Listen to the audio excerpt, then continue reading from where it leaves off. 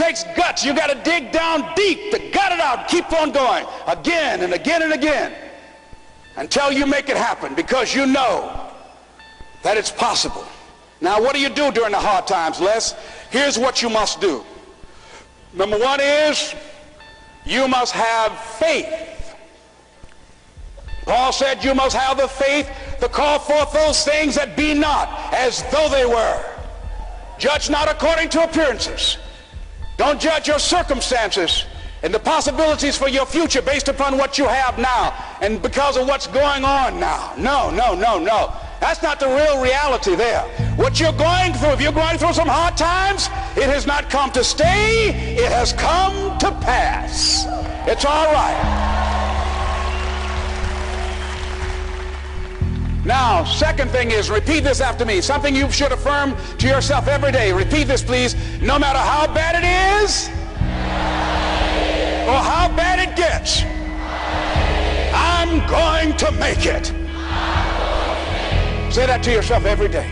As I used to say to myself, when I would get up in the Penobscot building and I had to go into the bathroom and bathe in the bathroom sink, I had written on the mirror that I put up, they just pasted up, and I read, no matter how bad it is or how bad it gets, I'm going to make it.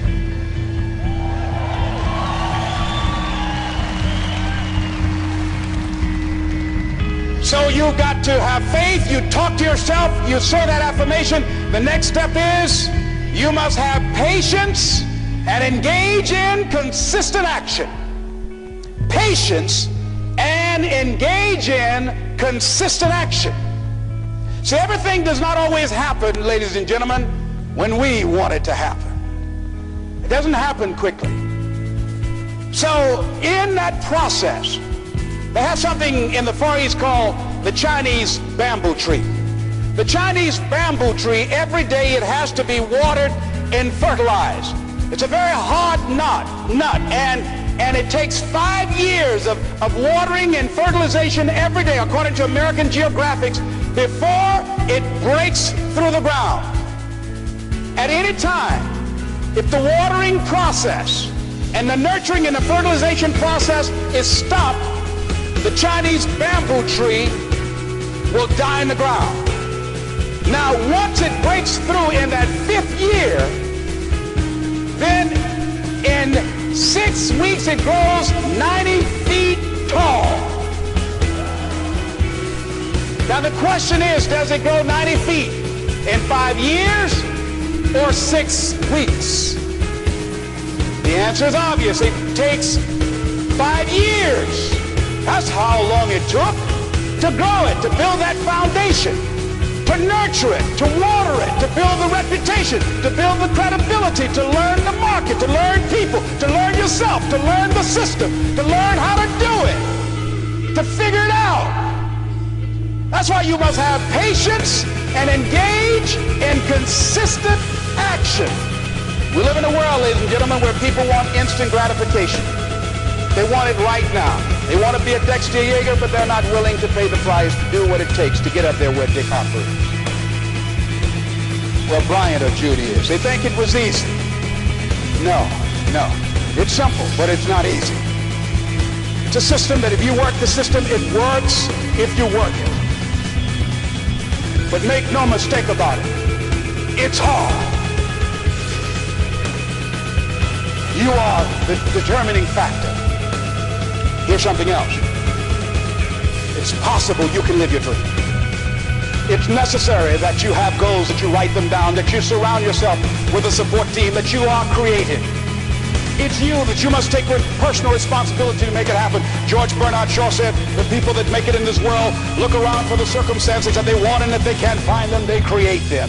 It's hard. No, easy is not an option. However, ladies and gentlemen, what you will discover is that it's worth it. It's worth it.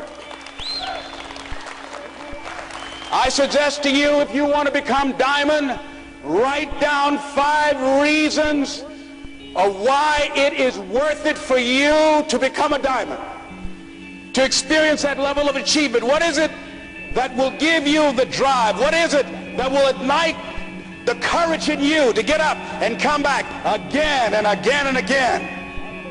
How is it that you would be able, what reasons that can tap in to that deep down feeling that goes to your gut, that no matter how many times you get knocked down, that you're coming back? What is it? Write it down. Let me tell you something, ladies and gentlemen. You saw that picture up there, the lady, Mrs. Mamie Brown. I'm flying from here tomorrow morning to be with my adopted mother. She's 87 years young, thank God. And I'll be with Mama tomorrow. Every Mother's Day, I don't care where I am, I go home. Mother's Day, everybody knows, November 6th, my mother's birthday, I'm home. And I try to go home as often as I can. When I started and left Miami pursuing my dream, because I knew that as long as you work for someone else, they are controlling your destiny. I didn't want anybody signing my paycheck but me. I knew that it was going to be difficult. I knew it was going to be hard. But every time I thought about giving up, and there were times I did, because where I am, ladies and gentlemen, it's a long shot. You think being a diamond is a long shot? This is a miracle. This is a long shot. And I had people laughing at me. Les, you're talking about being a motivational speaker? You have no college training. You were labeled educable, mentally retarded. You failed twice in school. They put you back from the 5th grade into the 4th grade, and you failed in the 8th grade. You've never worked for a major corporation, and you are going to become independently wealthy. Right. They laugh. They're going to laugh at you. People are going to laugh at you. But let me tell you, I believe in revenge like Frank Sinatra. He said the best revenge is massive success.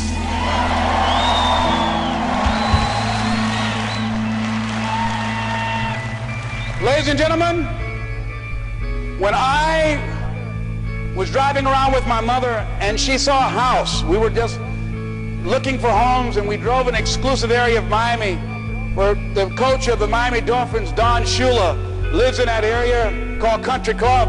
My mother saw this house. Oh, what a beautiful home. And we looked at it. She said, oh boy, I would love to have something like that. One day I would feel like Mrs. Rockefeller. I said, you like that, Mom? I said, yeah. I said, oh, we just kept driving. I did not let my mother know at that time that I had it etched in my mind that I was going to do whatever number of meetings, whatever number of contacts, whatever number of calls I had to make, whatever it took to make that become a reality. And the day that I drove to that house and said, Mama, you remember that house you saw? We got out the car. I said, yes. I said, I really know the people that live there. She said, you do? I said, yeah, let me take you in and show it to you. And then I couldn't contain myself anymore when I got around and helped her get out of the car. And I took her in, I said, Mom, I gave her the keys. Over 5,000 square feet. Large size Olympic pool, 12 feet deep, on a golf course, basketball court. I said, Mama, this is for you. And ladies and gentlemen, to see my mother walk around this house, this woman who only has a 3rd grade education, never had any children of her own.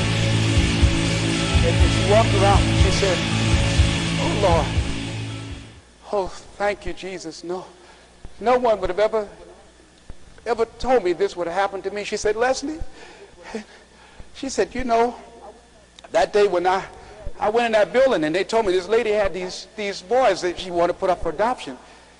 And I told them, I said, I'll take them. And she said, ladies, she said, raise your hand and swear to me 2 things. I said, what is it? She said, swear to me you won't separate them. She said, oh no, I swear. I'll keep them together, I swear. I've never had no children, I swear I'll keep them together. She said, swear to me, lady, that you won't ever tell them about me. She said, I'm married and I got pregnant while my husband was at war. She said, swear to me you won't tell. She said, I swear I won't tell. She said, okay, you can have them. She said, when I came out that house and I was looking at y'all, she said, I didn't know how I was going to do it. She said, I was working at the M&M cafeteria. She said, I didn't know how I was going to raise y'all. I just knew somehow the Lord would make a way somehow. And I never thought this would happen to me.